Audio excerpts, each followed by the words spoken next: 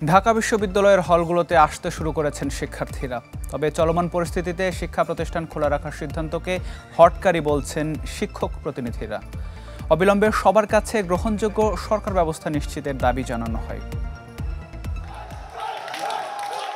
২১ দিন পর ঢাকা বিশ্ববিদ্যালয়ের আবাসিক হলে শিক্ষার্থীরা, যার মধ্যে বদলে গেছে মসনদের পাশার দান।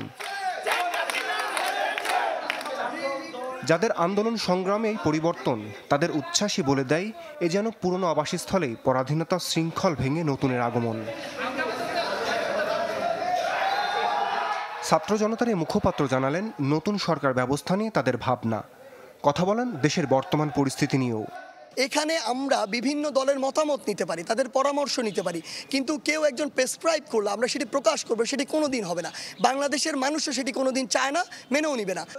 হারানো গণতন্ত্র, বিচার ব্যবস্থা, নির্বাচনী কাঠামো সংস্কারের জন্য কাজ করে যাবেন বলে জানান বৈষম্য বিরোধী ছাত্র আন্দোলনের অন্যতম এই সমন্বয়ক। জনগণ যেহেতু রাস্তায় নামতে শিখেছে, জনগণ রাস্তায় নামবে। ওই যে স্বৈরাচারের যে ভয়টি ছিল, ফ্যাসিজমের যে ভয়টি ছিল, সেটি কেটে গিয়েছে। আপনি আজকে জনগণের ইচ্ছার বিরুদ্ধে কিছু একটি করেন, আমি বলে দিচ্ছি কালকে আবার লক্ষ লক্ষ মানুষ রাস্তায় নামবে। এদিন সংখ্যালঘু সম্প্রদায়ের উপর হামলা বন্ধ, নাগরিকের নিরাপত্তা নিশ্চিত সহ বেশ কিছু দাবিতে ঢাকা বিশ্ববিদ্যালয়ে মিছিল করেন শিক্ষক প্রতিনিধিরা। অতি দ্রুত দেশের জনগণের সুরক্ষা এবং সহিংসতা বন্ধের জন্য কার্যকর ব্যবস্থা গ্রহণের দাবি জানাই। আগে সুরক্ষা নিরাপত্তা, এটা সবার আগে প্রয়োজন।